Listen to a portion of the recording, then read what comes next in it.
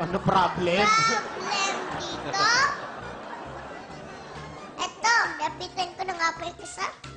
Kaya nga, Raisa, sinasabi ko sa'yo, okay na rin ang walang love Yan, life. nakataas ang kamay Oo, niya. school muna. Ayun. Ayun. Ayun.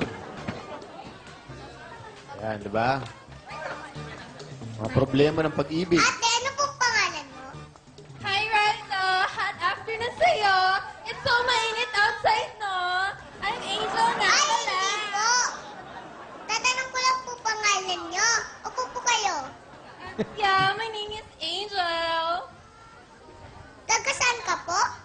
Taga, dun lang, sa Quezon City. Ano pong itatanong nyo?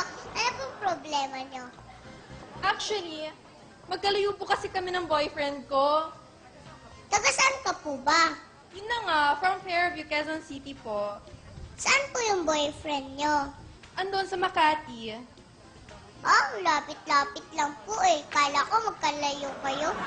No, actually, I have a very L-O-N-G, as in D-I-S-T-A-N-C-E, as in a very long-distance relationship.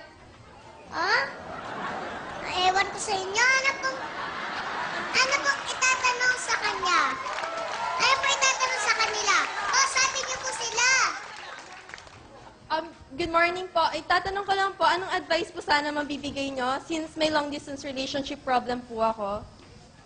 Ayan. Ano yung long distance mo? Quezon City po, tsaka Makati. Quezon City. Ang layo nga, no? Pati kami apektado dyan sa problema mo na napakalayo. Mahal. Mahal ang toll fee. Oo, mahal ang... Hindi.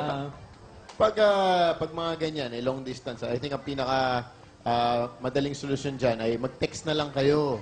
Hindi po Oo. kasi po yung problem ko po, namimiss ko siya every day. Like, every second, every minute, every hour of the day, I wanna be with him. Ate, ganyan ka ba talaga magsalita? Minsan. Baka ikaw ang may problema.